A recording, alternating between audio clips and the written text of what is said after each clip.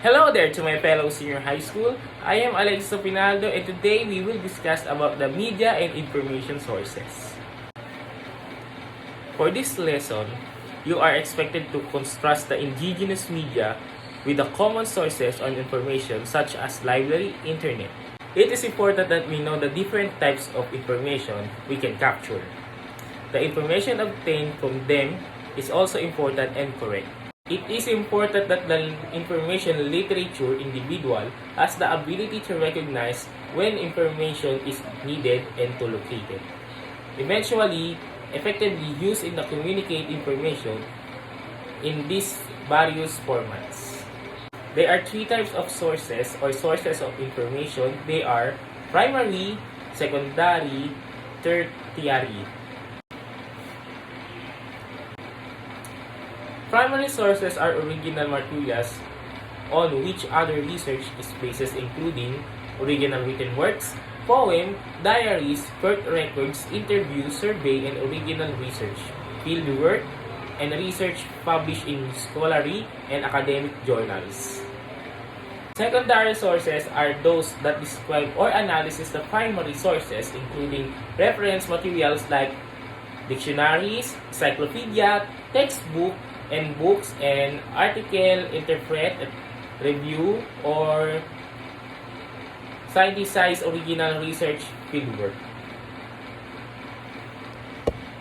Tertiary sources are those used to organize and locate the secondary and primary sources index, provide sensation that fully identify and of work and information such as author, title of a book, article, and or a journal, publisher, and publication date, value and issue number, and page number.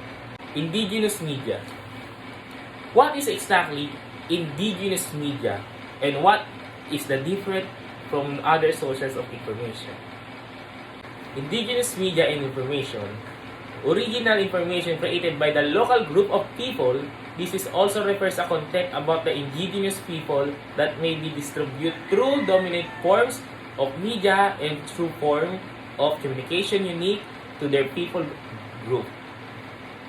It is owned controlled by the management by indigenous people in the order for them to develop and produce culturally appropriate information in the language understood by the community by utilizing indigenous materials and resources, reflecting community needs and interests, vision and inspiration, and independent from vested interest groups. The indigenous media belong to the primary sources of the information, but it was other characteristics such as the following. Characteristic number 1, oral tradition communication. Number 2, store information in memories. Number 3, information exchange is face-to-face. Number 4, information is contained within the border of the community. From the indigenous media, now we will get that we call the indigenous knowledge. Indigenous knowledge is the unique knowledge confirmed to a culture or society. It is also known as a local knowledge, folk knowledge, people knowledge, traditional wisdom, or traditional science. Now, what is library?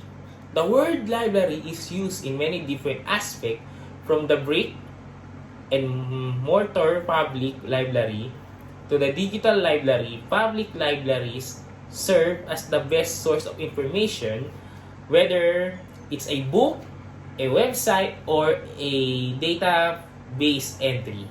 There are the source of information we can get in the internet. Now, the internet is the global computer network providing a variety of information and communication facilities consisting of interconnected network using communication protocols. There are advantages to using the internet as a sources of information.